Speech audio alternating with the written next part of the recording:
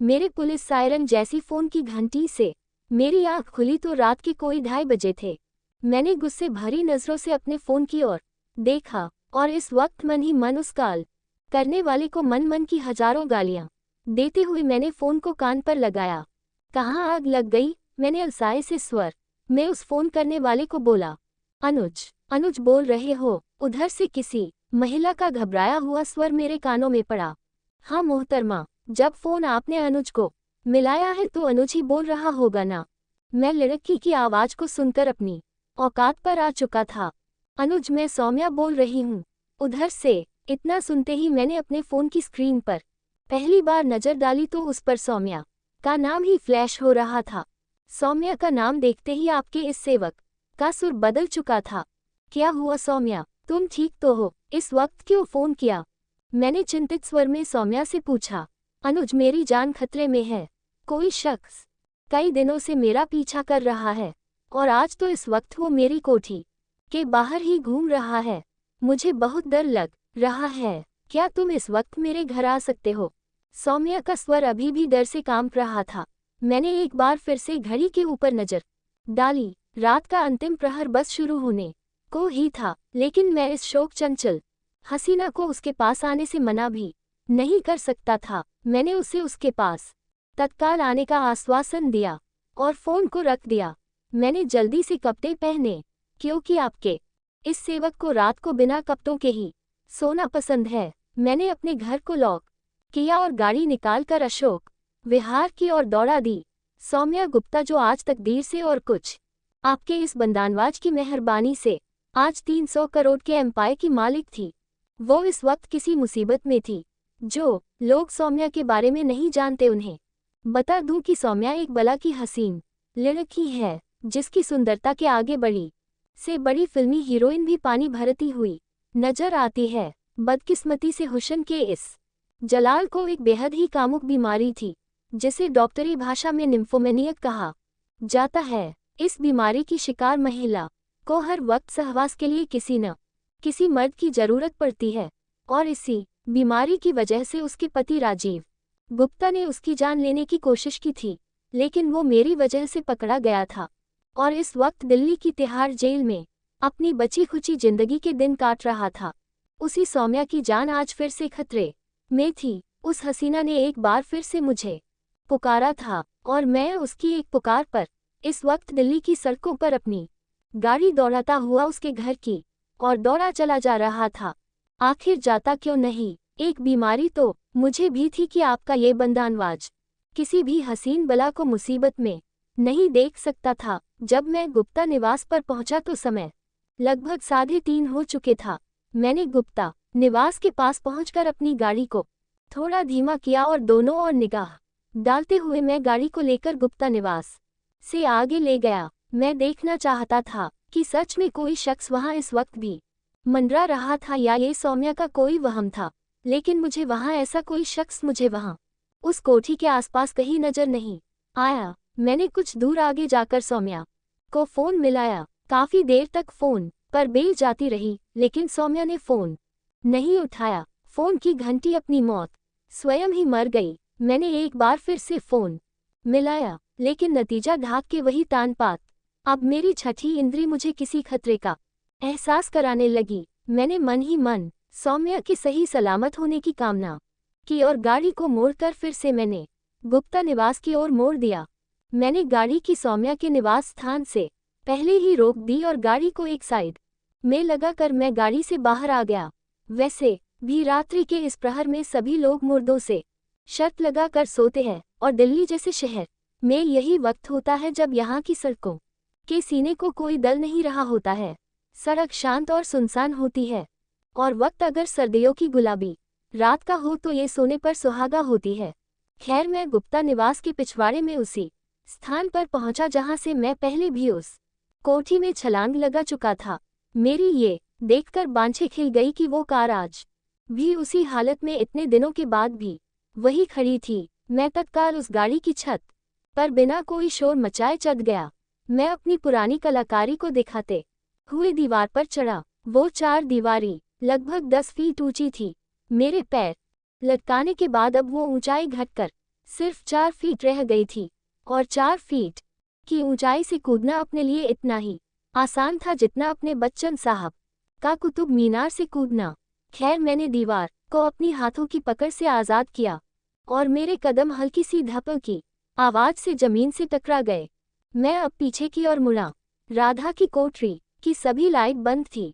मैं दबे पांव उसी पीछे वाले रास्ते से आगे बढ़कर उसी गैलरी की तरफ बढ़ा जिस गैलरी को राधा अपने आने जाने के लिए इस्तेमाल करती थी।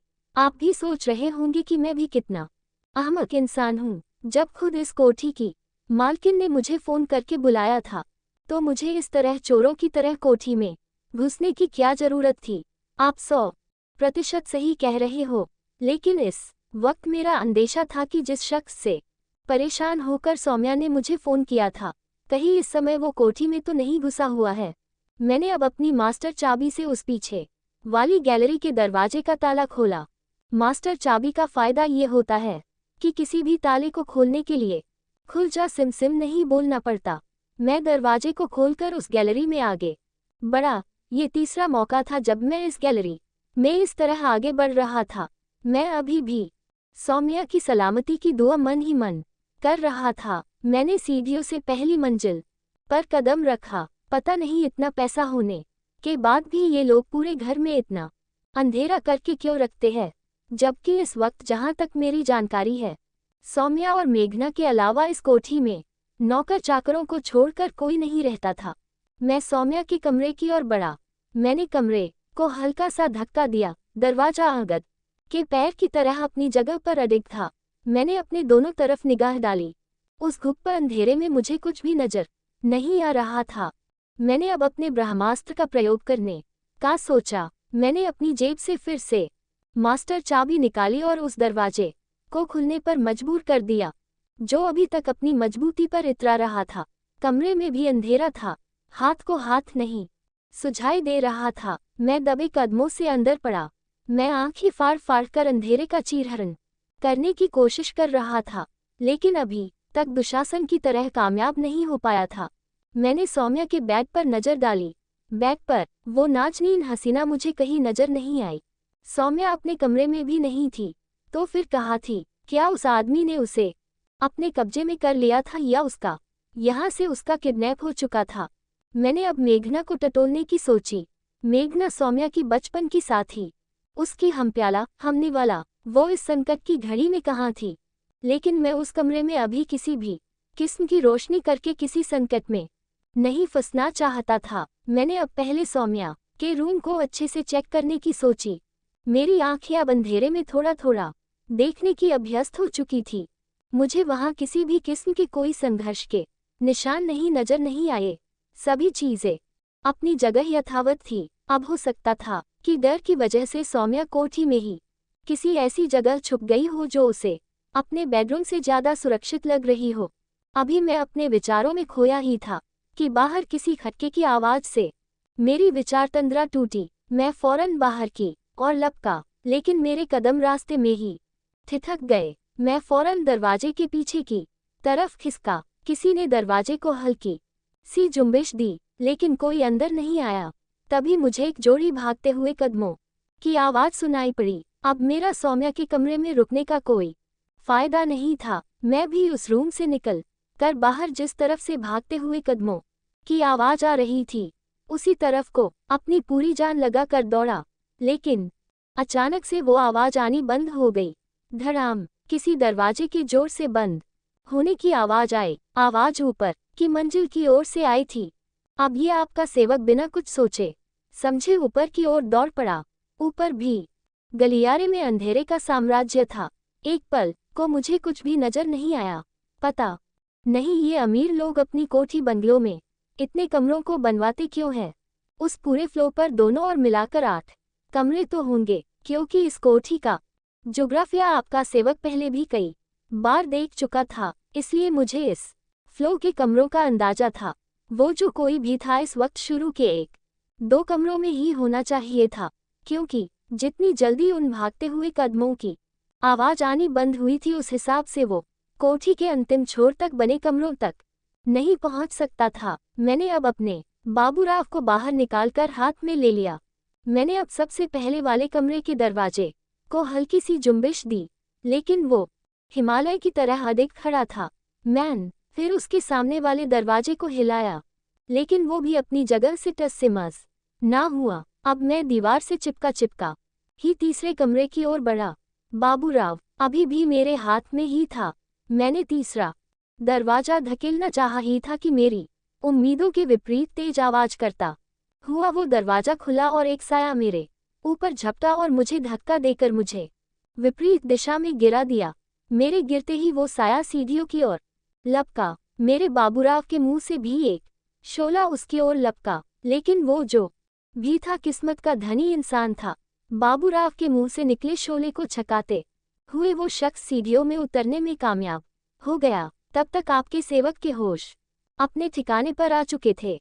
मैं भी पीछे पीछे सीढ़ियों में उसके पीछे भागा। तब तक गोली की आवाज ने उस कोठी में सोए हुए सभी लोगों की नींद का इस ब्रह्म मुहूर्त में अंतिम संस्कार कर दिया था। कुछ कदम कोठी के अंदर की दिशा की और आते हुए सुनाई दिए। एक के बाद एक कोठी की लाइट अब जलती जा रही थी। मुझे नीचे गलियारे में कोई भी शख्स नजर नहीं आया। मैं वापस उसी मंजिल की ओर दौड़ा और जल्दी से उस तीसरे कमरे के बाहर पहुंचा।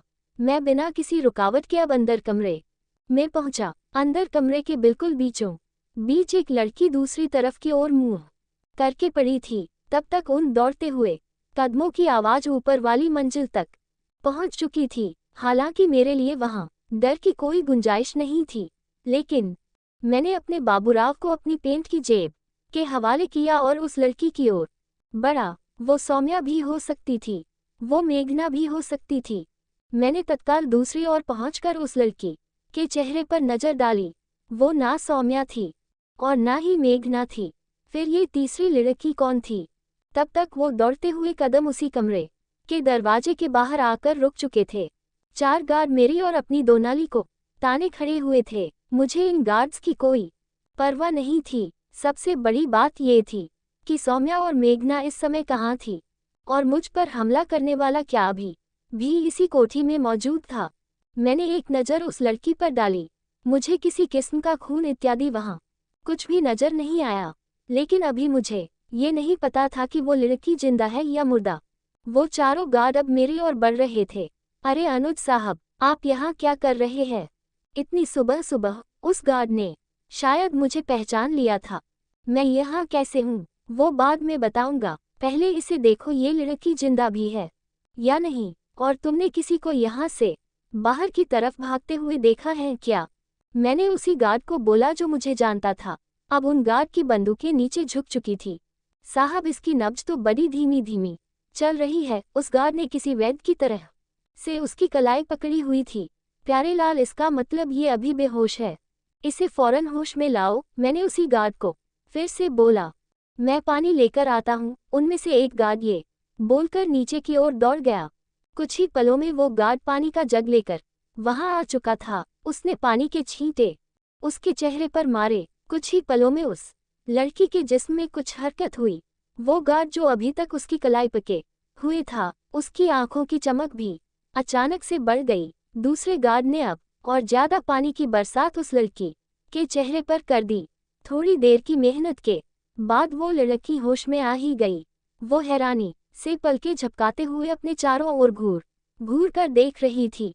अपने आप को इतने लोगों के बीच में घिरा देखकर वो लड़की अब खुद को असहज महसूस कर रही थी। वो कोई 20-22 साल की सांवले मगर आकर्षक चेहरे की लड़की थी। मैं कहाँ हूँ? कुछ देर बाद जब उस लड़की को वहाँ का माहौल समझ में आया तो उसने बड़े ही फिल्मी स्टाइल में पूछा, आप जहाँ भी है अभी ठीक ठाक हो? आप कुछ समय रेस्ट कर लो, अभी थोड़ी देर में बात करता हूँ तुमसे। मैंने उस लड़की को देखकर बोला। ये बोलकर मैंने सिर्फ एक गार्ड को वहाँ रुकने का इशारा किया और बाकी गार्ड को अपनी ड्यूटी वाली जगह पर जाने के लिए बोल दिया। अब मैंने कमरे से बाहर निकलकर मेघना के नंबर को डायल किया। मेघना के फोन पर बेल जा रही थी। कुछ ही देर में मेघना ने फोन को उठा लिया और मेरी जान के 14.25 हिस्से आज इस नाचीज को सुबह सुबह कैसे याद कर लिया? रात को मेरा सपना देख लिया क्या? मेघना ने मेरा डायलॉग मुझ पर ही मार दिया। हाँ, रात को मैंने ख्वाबों में देखा कि तुम मेरे सामने स्ट्रिप डांस कर रही हो। मेरी मल्लिका ए हुस्न, मैं उस माहौल में भी अपन कमीनेगी से बाज नहीं आया। तुम्हारा कसूर नहीं है बिल्ली को ख्वाब में भी तितली ही दिखाई देते हैं। काम बताओ क्या हुआ जो इतनी सुबह मुझे फोन किया? मेघना ने अचानक से अपनी टोन बदल दी। तुम और सौम्या इस वक्त कहाँ हो? मैंने मेघना से पूछा। मैं तो अपने घर आई हुई हूँ 2 दिन से और सौम्या तो घर पर ही होगी। मेघना को किसी भी बात की कोई जानकारी ही नहीं थी। मैं इस वक्त सौम्या के घर पर ही हूँ, लेकिन वो इस वक्त घर पर नहीं है। मैंने मेघना को बोला। फिर गई होगी अपने किसी शिकार के साथ। तुम तो जानते ही हो उसके बारे में, मेघना ने बेबाकी से कहा। नहीं, बात वो नहीं है। फिर मैंने मेघना को आज रात का पूरा किस्सा कह सुनाया। मेरी बात सुनकर मेघना के मुंह से कुछ पल तो बोल ही नहीं फूटे। फिर उसकी आवाज मेरे कानों में पड़ी। मैं अभी आधे घंटे में पहुंच रही हूँ अनुज, सौम्या को कुछ होना नहीं चाहिए। ये बोलकर मेघना ने फोन रख दिया। उसके स्वर से उसकी उदासी साफ झलक रही थी। मैंने अब सौम्या के मोबाइल पर फोन मिलाया, लेकिन फोन अब स्विच ऑफ हो चुका था। मेरे चेहरे पर अब चिंता की लकीरें उभर आई थी। मेघना के आने के बाद ये भी डिसाइड करना था कि इस पूरे घटनाक्रम की सूचना पुलिस को दे या नहीं। मेरे कदम अब कमरे में अंदर की ओर मुड़ चुके थे।